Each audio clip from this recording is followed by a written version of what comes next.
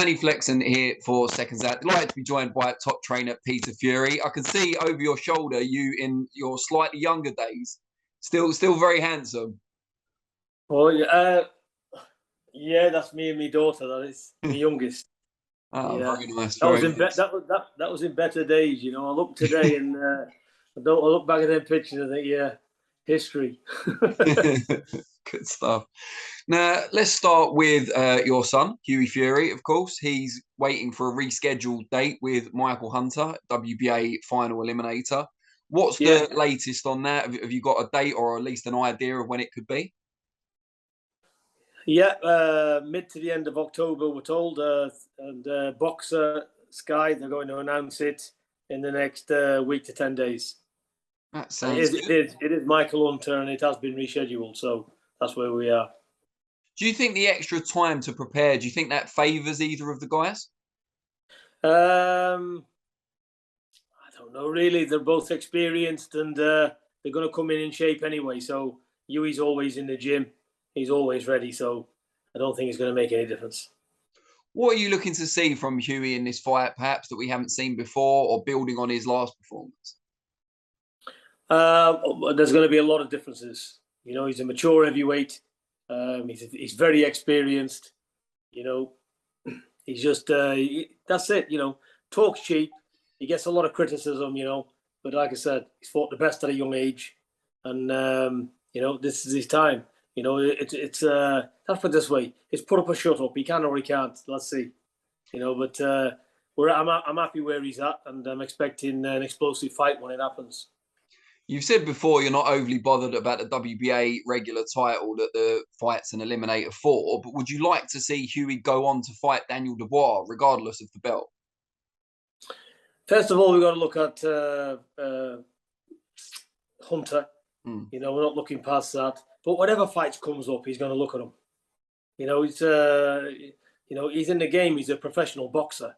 You know, he don't matter who he fights. He's not bothered, to be fair. So we'll just have a look. Get past Hunter and see. But, you know, should he get past Hunter, there's big fights out there for him. Yeah, I mean, obviously I mentioned Dubois, but there's Chisora's just come back with a good win. Dillian Whyte will be looking to come back into things after the defeat to Tyson Fury. There's plenty of options there, even in the UK. Well, that's it. You know, there's some good names out there. There's plenty of what would excite people. So that's it. So, you know, it's one fight at a time. But like I say, this is why he's in this type of fight, Hughie, because he wants to be in good fights. And, you know, should he come through this fight, you know, it's more or less like an acid test of what I see it as. He comes through this fight in a real good fight. And he's there, he's landed. And then it's a case of one or two fights, he's up there and, you know, it ain't going to be long before he's challenging for the belts. He's always seems to be the one who's had to fight a really kind of tough foreign opposition, obviously Povetkin, Pulev and so on. Would you like to see him have that big domestic fight and the build-up and spotlight that goes with it as well? Well, you know, not mention any names, you know, because I'm not going to say people's backed out of fighting Hughie and all this because, you know, people's got their own reasons and it's business. But Hughie's tried for domestic fights. We've tried for some big domestic fights. And, you know, he's not been able to secure them. So that's where we are. So it's not for the case of not wanting to get them. But, you know, once he's past this, he's mandatory for some WBA, for the WBA thing. And, you know, if that fight should happen next, he's mandatory, he'll take it. But if other fights are out there, he'll have a look at them as well. It just depends what makes the best business sense and the right profile fight. You know, that's it. We're interested in good fights for Hughie. And this is why he's in a good fight. So we're going to give the fans what they want to see. He's going to be in good fights and he will fight anybody. And that's it. So first of all, Hunter's next. And we'll look at things after that. Even earlier than that, you've got Savannah Marshall headlining the first ever all-female card on Sky Sports. Aside from the fight itself, how proud are you that you've got the fighter who, without her, this wouldn't be happening? No, I think it is. It's an amazing achievement. And, you know, it's going to be even more amazing should she come through that fight. So I'm really excited about it. We're both working tremendously hard on it. You know, she is more than me, I'll say. But, you know, she's ready. And, you know, no excuses. The best woman on the night will take it. And I'm happy where Savannah is. And I'm really looking forward to this fight. I think it's massive. for women's boxing. Really is. You've had to prepare fighters for elite opponents before and kind of work out how to beat them. Do you see Clarissa Shields in the same vein, obviously on the female side of the sport, but achieve pretty much everything? Yeah, look, she's only a woman. She's got 2 arms and she's got 2 legs. Yeah, she's beatable for sure. And you can say the same for Savannah. This is why the game's so interesting. If this was a sure thing, then who would be interested in it? We all want to see fights where, can she do it? Is she going to win? This and that. So this is what makes boxing. I want good fights. I want hard fights. I want competitive fights. Because look at it. We're in the gym every day. You're sweating blood and tears and time. Do we want to put all that effort in vain to fight somebody you're going to knock over? Nobody's interested in it, are they? So, I'm passionate with the boxing, and I want to see him in wars. I want to see good fights. It's good for boxing. It's good for the fans. And this is the fights we're going to get, both with Hughie's fight and Savannah's fight. Savannah's fight's major.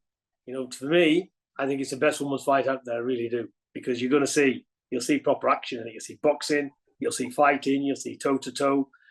Both believe they can knock the other one spark out. So it's going to be very interesting. How challenging is it to get good sparring for Savannah? Because the depth in women's boxing at that weight is still not as good as it can be in the future. Well, we've only got one real good woman sparrer, and she's an amateur. She's called Cindy, and she's with the elite gym in Bolton.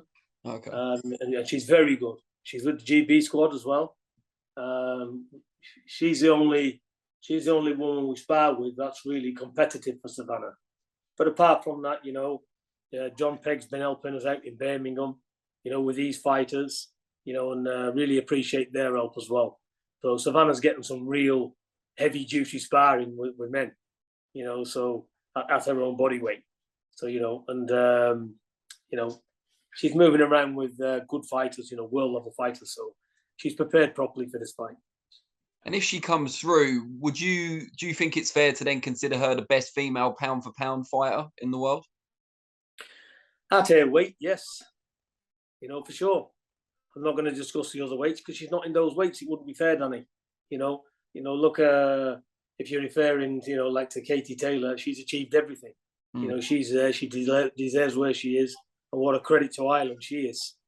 So she is the pound for pound best in her division. But Savannah, this is a heavier weight class. It's like the heavyweights in women's boxing. So it's major. And I believe Savannah, she will be the pound for pound in that weight division. Hopefully, come midnight, the 10th of September, the 11th rather.